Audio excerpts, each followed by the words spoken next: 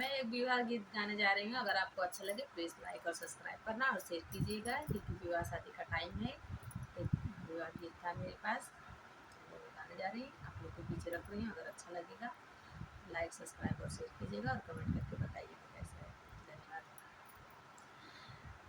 प्रभु के देशवा से आवेली मालिनिया, मौरा गुचलायन मोल जी। प्रभु के देशवा से आवेली मालिनिया, मौरा गुचलायन मोल जी।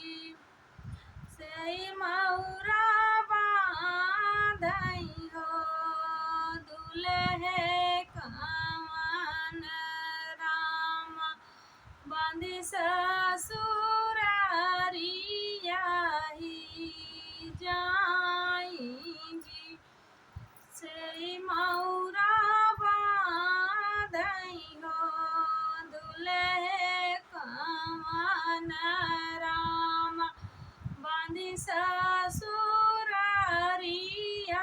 ही जाई जी। सब तनिहारैया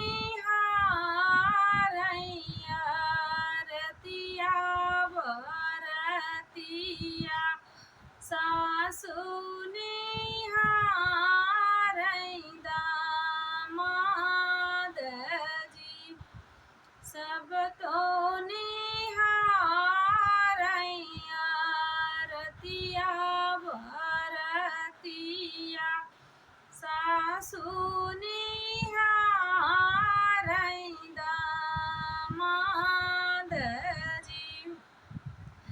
किया तू यह पूता मलिया के जनमल, किया रे मालिया तोरा बाप जी।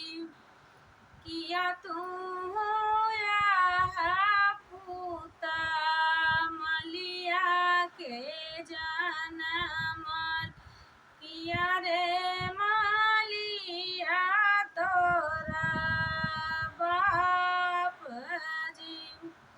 नहीं हम यही सासु मलिया के जनमल, नहीं रे मालिया मोरा बाप जी। नहीं हम यही सासु मलिया के जनमल, नहीं रे मालिया मोरा बाप जी। हमारे ही बाप तीनों लोक के ठाकुर, मलिया बसेला 10 5 जी। हमारे ही बाप तीनों लोक के ठाकुर, मलिया बसेला 10 5 जी। मलिया के जनमल सासु तोहरी बिटियवा, जवन